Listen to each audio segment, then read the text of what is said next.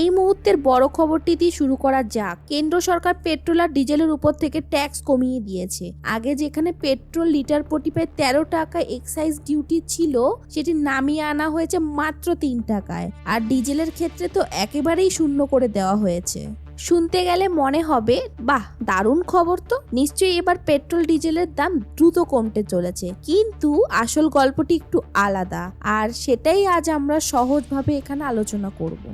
এখন যদি চারপাশে তাকান, দেখবেন গোটা পৃথিবীতেই তেলের বাজার নিয়ে একটা চাপা উত্তেজনা চলছে। কোথাও গ্যাসের ঘাটতির খবর, কোথাও আবার হঠাৎ করে পেট্রোলের দাম বাড়ার আশঙ্কা। ফলে অনেক জায়গায় মানুষ লাইনে দাঁড়িয়ে পড়ছে। এই অবস্থার মধ্যেই 26শে মার্চ সন্ধ্যে সরকার হঠাৎ করে ঘোষণা করলো এক্সাইজ ডিউটি কমানো হচ্ছে। স্বাভাবিকভাবেই প্রশ্ন ওঠে, এতে কি সত্যি সাধারণ মানুষের লাভ হবে, নাকি এর আসল সুবিধা পাচ্ছে তেল কোম্পানিগুলি? চলুন একটু ডিটেলসে ঢুকে বিষয়টি বোঝা যাক। গত এক সপ্তাহের ডেটা দেখলে বোঝা যাচ্ছে আন্তর্জাতিক বাজারে কি ভয়ঙ্কর পরিবর্তন হয়েছে। ভারতের আশপাশের দেশগুলি, পুরো সাউথ এশিয়া, এমনকি চীনেও পেট্রোলের দাম প্রায় 40% পর্যন্ত বেড়ে গেছে। শুধু তাই নয়, কাঁচা তেলের দামও প্রায় দ্বিগুণ হয়ে গেছে। প্রতি ব্যারেল $75 থেকে বেড়ে এখন প্রায় $122 পৌঁছেছে। ইউরোপে গড়ে 20% দাম বেড়েছে, আফ্রিকায় 30% আর ল্যাটিন আমেরিকায় প্রায় 28% পর্যন্ত বৃদ্ধি দেখা গেছে। মানে এক কথায় গোটা বিশ্বেই তেলের দাম বেড়েছে। আর সেই চাপ থেকে ভারতও পুরোপুরি আলাদা নয়। এখন প্রশ্ন হলো, এই পরিস্থিতিতে ভারত সরকার কি সিদ্ধান্ত নিল আর তার প্রভাব আমাদের উপর কিভাবে পড়বে? এখন আসল জায়গাটা বুঝে নেওয়া যাক। এই পরিস্থিতিতে সরকারের সামনে ঠিক কি কি অপশন ছিল। একদিকে সরকার চাইছে আন্তর্জাতিক বাজারের মতন এখানেও পেট্রোল ডিজেলের দাম বাড়িয়ে দিতে পারত, আর সেই বাড়তি চাপ সরাসরি মানুষের উপর পড়তো। অন্যদিকে সরকার নিজেই সেই অতিরিক্ত খরচটা বহন করে সাধারণ মানুষকে একটু স্বস্তি দিতে পারত।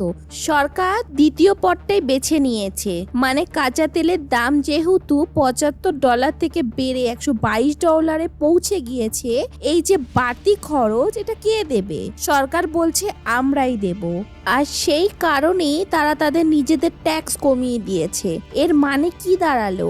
আপনি যে দামে পেট্রোল ডিজেল পাঠাচ্ছিলেন সেটা যেন হঠাৎ করে অনেকটা বেড়ে না যায়, সেটা নিশ্চিত করাই মূল উদ্দেশ্য। হ্যাঁ, খুব বেশি হলে 1-2 টাকা ওঠানামা হতে পারে, কিন্তু হঠাৎ করে ডাবল হয়ে যাওয়ার মতন পরিস্থিতি যেন না হয়, সেটা আটকাতেই এই সিদ্ধান্ত। কারণ তেল কোম্পানিগুলি অনেকদিন ধরেই চাপ দিচ্ছিল, তাদের কাঁচামাল বেশি দামে আসছে, তাই তারা দাম বাড়াতে বাধ্য। সরকার তখন বলল, ঠিক আছে, তোমাদের উপর চাপ কমাতে আমরা আমাদের ট্যাক্স কমিয়ে দিচ্ছি, তোমরা দাম বাড়িও না। ফলে একটা ব্যালেন্স তৈরি হলো। কোম্পানিগুলি পুরো ক্ষতির মুখে পড়ছে না, আবার সাধারণ মানুষকেও হঠাৎ করে বাড়তি দাম দিতে হচ্ছে না। এখানে একটা গুরুত্বপূর্ণ বিষয়, গত 4 বছরে ভারত এমন একটা দেশ যেখানে পেট্রোল ডিজেলের দাম খুব বেশি বাড়ানো হয়নি। আন্তর্জাতিক বাজারের দাম উঠুক বা নামুক, এখানে মোটামুটি একটি স্থিরতা রাখা হয়েছে। যখন বিশ্ববাজারের দাম কমেছিল তখন অনেকেই প্রশ্ন তুলেছিল, এখানে কেন কমানো হচ্ছে না? আর এখন যখন দাম বাড়ছে তখনও সরকার সেটা সরাসরি মানুষের উপর চাপিয়ে দিচ্ছে না। মানে তখন যে বাড়তি রেভিনিউ সরকার পেয়েছিল সেটা এখন একটা শক অ্যাবজর্বার হিসেবে কাজ করছে। এই প্রসঙ্গে পেট্রোলিয়াম মন্ত্রী হরদীপ সিং পুরীও একটা গুরুত্বপূর্ণ কথা বলেছেন। তিনি জানিয়েছেন, সারা বিশ্ব যখন তেলের দামে বিপর্যস্ত, তখন ভারত সরকার সেই চাপ নিজের উপর নিয়ে সাধারণ মানুষকে সুরক্ষিত রাখার চেষ্টা করছে। কিন্তু এখানে একটা বড় প্রশ্ন থেকেই যায়, এই চাপটি সরকার কতদিন নিতে পারবে আর এর দীর্ঘমেয়াদী প্রভাব কি হতে পারে? এখন আসল প্রশ্নটি হলো, এই যে সরকার এত বড় চাপটি নিজের উপর নিচ্ছে, এর ফলাফল ভবিষ্যতে কি হতে পারে? দেখুন, সরাসরি বললে এই বোঝাটা শেষ পর্যন্ত কোথাও না কোথাও গিয়ে ঠেকবেই।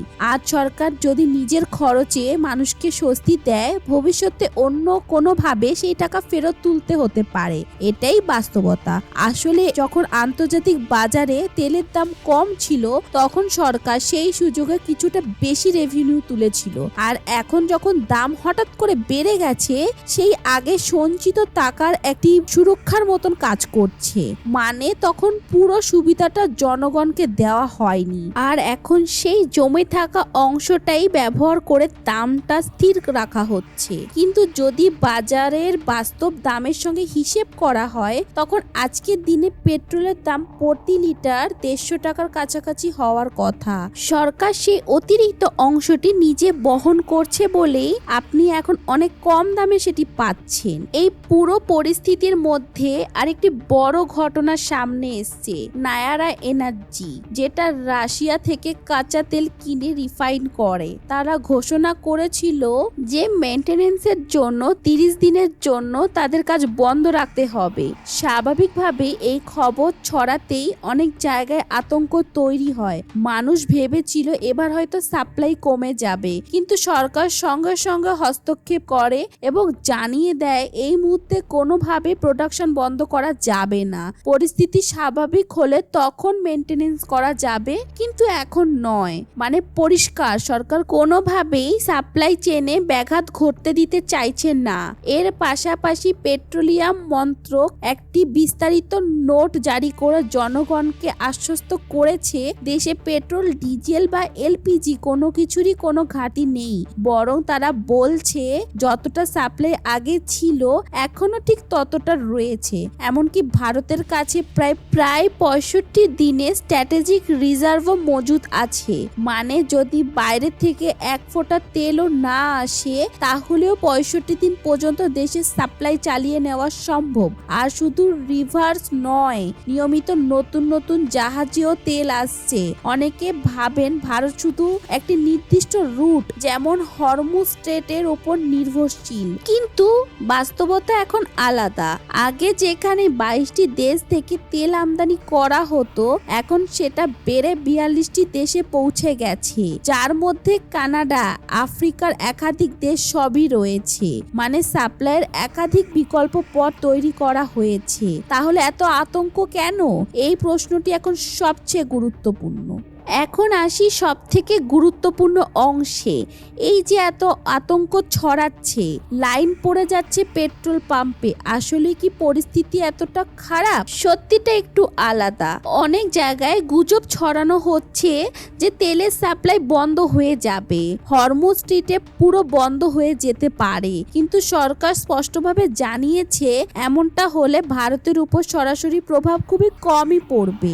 এমনকি বলা হয়েছে সবচেয়ে খারাপ পরিস্থিতিতেও মোট সাপ্লাইয়ের মাত্র 15% পর্যন্ত প্রভাব পড়তে পারে, আর সেটাও অন্য উৎস থেকে সামলে নেওয়া সম্ভব। আরেকটা ইন্টারেস্টিং তথ্য সামনে এসেছে, ইরান নিজেই জানিয়েছে তারা কিছু নির্দিষ্ট দেশের জাহাজ আটকাবেন না। সেই তালিকায় রয়েছে ভারত, রাশিয়া, চীন, উত্তর কোরিয়া এবং পাকিস্তান। মানে ভারতের জন্য সাপ্লাই চেন পুরোপুরি বন্ধ হয়ে যাওয়ার সম্ভাবনা অনেকটাই কম। তাহলে এত লাইন কেন? এর বড় কারণ ভয় আর ভুল তথ্য।